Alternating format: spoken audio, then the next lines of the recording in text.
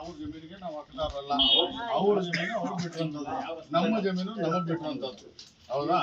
ಇದರಲ್ಲಿ ದುಂಡಾವರ್ತನೆಯಾಗಿ ಬಂತಂದ್ರೆ ಅದಕ್ಕೆ ಕಾನೂನು ಪ್ರಕಾರವಾಗಿ ಕ್ರಮ ತಗೊಳ್ಳಿ. ನಾವೇ ತಲೆ ಕಟ್ಕೋಬೇಕಾದ್ರೆ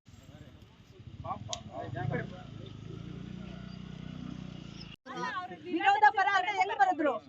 ನಿಮ್ಗೇನ್ ಬೇಕೋ ಬರ್ಕೊಳ್ಳಿ, ನೀವು ಹಾಕ್ಸ್ಕೊಳ್ಳಿ. ಬರೀ ಬರೀ 10 ಜನಕ್ಕೆ ವೆರಿ ಸಾರಿ ಸಾವಿರಾರು ಜನ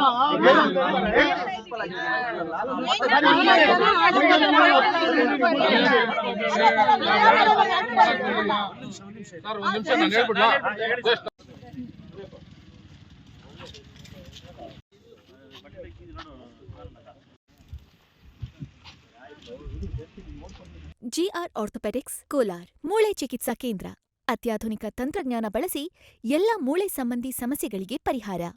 ಜಾಯಿಂಟ್ ರಿಪ್ಲೇಸ್ಮೆಂಟ್, ಸ್ಪೋರ್ಟ್ಸ್ ಸಂಬಂಧಿ ಸಮಸ್ಯೆಗಳು, ಮೂಳೆ ಮುರಿತ, ಸ್ಪೈನ್ ಶಸ್ತ್ರಚಿಕಿತ್ಸೆಗಾಗಿ ನುರಿತ ಮೂಳೆ ತಜ್ಞರನ್ನು ಸಂಪರ್ಕಿಸಲು 7022532255ಕ್ಕೆ ಹಿಂದೆ ಕರೆ ಮಾಡಿ. ಬೇಕೇ ಬೇಕು, ನ್ಯಾಯ ಬೇಕು, ಬೇಕೇ ಬೇಕು, ನ್ಯಾಯ ಬೇಕು. ಧಿಕ್ಕಾರ ಧಿಕ್ಕಾರ ಧಿಕ್ಕಾರ ಧಿಕ್ಕಾರ ಧಿಕ್ಕಾರ ಧಿಕ್ಕಾರ ಧಿಕ್ಕಾರ ಬೇಕೇ ಬೇಕು, ನ್ಯಾಯ ಬೇಕು, ಬೇಕೇ ಬೇಕು, ನ್ಯಾಯ ಬೇಕು, ಬೇಕೇ ಬೇಕು, ನ್ಯಾಯ ಬೇಕು.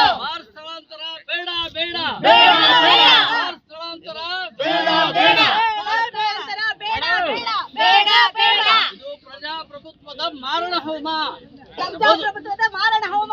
ಬದುಕುವ ಹಕ್ಕಿನ ಮಾತಾಡ್ತೀರಿ ಜಾಸ್ತಿ ಅವ್ರಿಗಿಂತ ಜಾಸ್ತಿನೇ ಮಾತಾಡ್ತೀರಿ.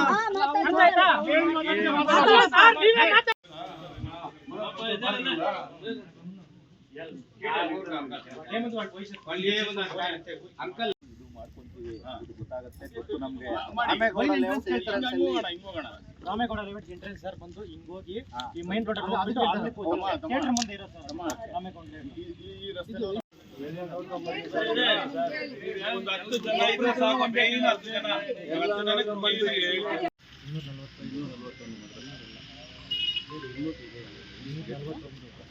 ಇದರಲ್ಲಿ ಬರ್ಕೊಳ್ಳಿ.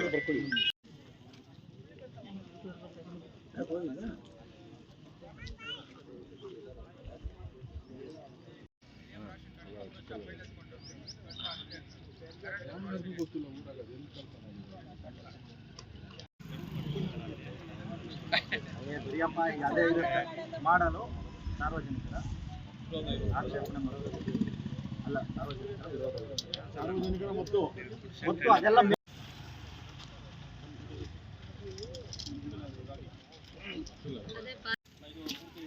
ಆಯ್ತು. ಇಲ್ಲಿ ನೋಡ್ಕೊಪ್ಪ ಎಷ್ಟು ಅಂತ, ಆಮೇಲೆ ಅದು ನಾವು ಮತ್ತೆ ಇದು ಮಾಡ್ತೀವಿ. ನಾವು ಕಂಪ್ಲೇಂಟ್ ಕ್ಲಿಯರ್ ಆಗಿದೆ. ಇಲ್ಲಿಂದ ನಮ್ಮ ನಿವೇಶನಗಳಿಗೆ ಎಷ್ಟು ದೂರ ಇದೆ ಅಂತ ಅಳತೆ ಮಾಡಿ. ಆಯ್ತಪ್ಪ, ಅಲ್ಲಪ್ಪ ರೋಡ್ ಕಂಟಿನ್ಯೂ ಆಗೋಗಿದ್ರೆ ಮಾಡಿಲ್ಲಲ್ಲ, ಇನ್ನು ಮಾಡ್ತಾರೆ ಸರ್.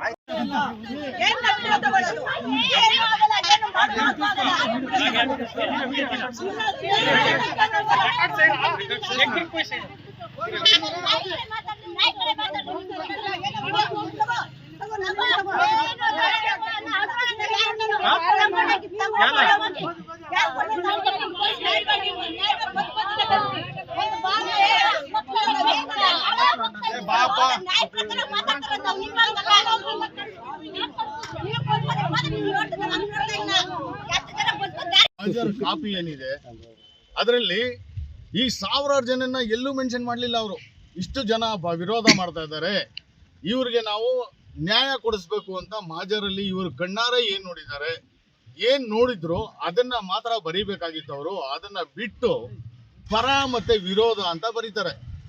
ಪರ ಅನ್ನೋದಕ್ಕೆ 2-3 ಸಾವಿರ ಜನ ಇಲ್ಲಿ ಸೇರಿರ್ತಾರೆ, ಅದರದ್ದು ಎಲ್ಲಾ ತರ ರೆಕಾರ್ಡಿಂಗು ನಮ್ಮ ಹತ್ರ ಇರ್ತದೆ.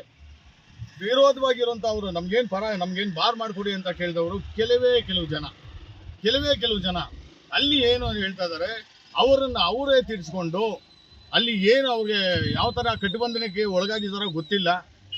ನಮಗೆ ಅನ್ಯಾಯ ಆಗಿದೆ. ಇಲ್ಲಿನ ಸಾರ್ವಜನಿಕರಿಗೆ, ಇಲ್ಲಿ ಲೇಔಟ್ ಮಾಡಿದಂಥವ್ರಿಗೆ, ರಾಮೇಗೌಡ ಲೇಔಟ್ನವ್ರಿಗೆ, ಜಾಮಿಯಾ ಮಸೀದಿ ಮತ್ತು ಮದ್ರಸಾ ಮತ್ತು ಮಕ್ಕಳಿಗೆ ಕಂಪ್ಲೀಟ್ ಸಾರ್ವಜನಿಕರಿಗೆ ಇದರಿಂದ ತುಂಬ ಅನಾಹುತಗಳು ತುಂಬ ತೊಂದರೆಗಳಾಗಿರ್ತದೆ. ಈಗ ಪ್ರತಿಯೊಂದು ಮನೆಗೂ ಬೇಕಾದ್ರೆ ನಾವು ಹೋಗೋಣ, ಅವ್ರನ್ನ ಇಂಡಿವಿಜುವಲ್ ಆಗಿ ಕೇಳಿ, ಫ್ಯಾಮಿಲಿನ ಕೂಡಿಸ್ಕೊಂಡು ನೀವು ಏನೇನು ಅನುಭವಿಸ್ತಾ ಇದ್ದೀರಾ ಇಲ್ಲಿ ಬಾರ್ ಬಂದಮೇಲೆ ಅಂತ ನೀವು ಲೈವ್ ನಿದರ್ಶನ ನೀವು ಕೇಳ್ಬೋದು. ಅವ್ರ ಕಣ್ಣಲ್ಲಿ ಕಣ್ಣೀರು ಬರಲ್ಲ, ರಕ್ತ ಬರ್ತದೆ. ಯಾಕಂದರೆ ಅಷ್ಟೊಂದು ಅನುಭವಿಸಿರ್ತಾರೆ ಅವರು.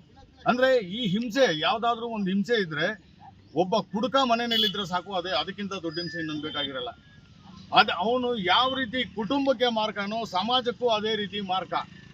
ಆಮೇಲೆ ಈ ಕುಡಿತದಿಂದ ಸರ್ಕಾರಕ್ಕೆ ಆದಾಯ ಬರುತ್ತೆ ಅನ್ನೋದು ಒಂದು ಬಿಟ್ಟರೆ, ಎರಡನೇದು ಇಲ್ಲಿ ಬಾರ್ ಯಾರು ಮಾಡ್ತಾರೆ ಅವ್ರಿಗೆ ಆದಾಯ ಆಗೋದು ಅಂತ ಬಿಟ್ಟರೆ, ಬಾಡಿಗೆ ಜಾಗ ಯಾರು ಕೊಟ್ಟಿರ್ತಾರೆ ಬಾಡಿಗೆಗೆ ಅವ್ರಿಗೆ ಆದಾಯ ಬಿಟ್ಟರೆ ಬೇರೆ ಯಾವೊಂದು ನರಪಿಳ್ಳೆಗೂ ಇದರಿಂದ ಸೌಲಭ್ಯಗಳಿರಲ್ಲ.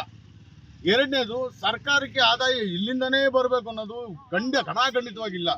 ಸಾರ್ವಜನಿಕರನ್ನ ಸಾಯಿಸಿ ಆದಾಯ ಮಾಡೋಂಥ ಯಾವ ಸರ್ಕಾರನೂ ಹೇಳಲಿಲ್ಲ, ಯಾರೂ ಹೇಳಲಿಲ್ಲ. ಯಾರೂ ಇದನ್ನು ಒಪ್ಕೊಳ್ಳಲ್ಲ. ಜನಗಳಿಗೋಸ್ಕರ, ಜನಗಳಿಗಾಗಿ ಅಂತ ಸಮಾಜ ಇದೆ. ಈ ಸಮಾಜ ನೀವು ಬಂದಂಥ ಅಧಿಕಾರಿಗಳು ನಮಗೋಸ್ಕರ, ನೀವು ಇಷ್ಟು ಜನ ನೀವು ಏನು ಹೇಳ್ತಾರೆ ಅದನ್ನು ತೊಂದರೆಗೀಡಾದಂಥವ್ರು ಅವ್ರು ನಿಮ್ಮ ಪರವಾಗಿ ನಾವಿದ್ದೀವಿ ಅಂತ ಬಂದಿದ್ರೆ ನಾವು ತುಂಬ ಖುಷಿಯಾಗಿರ್ತಾ ಇದ್ವಿ. ಈಗ ಬಂದಿದ ತಕ್ಷಣ ನೋಡಿದ್ರು ಇಲ್ಲಿ ಸಾವಿರಾರು ಜನ ನೆರೆದಿದ್ರು, ಸಾವಿರಾರು ಜನ ಕೇಳಿದ್ದು ಇದೇನೆ, ನಮ್ಗೆ ಈ ಥರ ತೊಂದರೆ ಇದೆ, ನಾವು ಹೋಗಬೇಕು, ನೀವೆಲ್ಲ ಮಾಡ್ಕೊಳ್ಳಿ, ಬಟ್ ನಮ್ಮ ಪರವಾಗಿ ನಮಗೆ ಬಾರಿಲಿ ಬರೋದು ಬೇಡ ಅಂತ ಎಲ್ಲರೂ ಆಕ್ಷೇಪಣೆ ವ್ಯಕ್ತಪಡಿಸಿ ಅವರ ನಿಜವಾದ ಏನು ನೋವಿರುತ್ತೆ ಅದನ್ನು ತೋಡ್ಕೊಂಡು ಅವ್ರು ಹೋಗಿರ್ತಾರೆ. ಈಗ ಇಲ್ಲಿ ಬಂದಾಗ ಲಾಸ್ಟಲ್ಲಿ ಮಹಾಜನ್ ಅಂತ ಬಂದಾಗ ಮಹಾಜರ್ ಕಾಪಿಗೆ ಸೈನ್ ಮಾಡೋವಾಗ ಇವರು ಮಾಡೋಂಥ ಸ್ಟೇಟ್ಮೆಂಟೇ ಬೇರೆ ಥರ ಇರ್ತದೆ. ಪರ ಎಷ್ಟು ಜನ, ಸಾವಿರಾರು ಜನ ಇದ್ರು, ವಿರೋಧ ಎಷ್ಟು ಜನ ಇದ್ರು ಅನ್ನೋದಂತನ್ನ ಇವರು ಅದನ್ನು ಪರಿಗಣಿಸಲಿಲ್ಲ. ಯಾರೋ 3-4 ಜನ ನಾವು ಇದು ಬಾರ್ ಪರವಾಗಿದ್ದೀವಿ ಅಂತೇಳಿ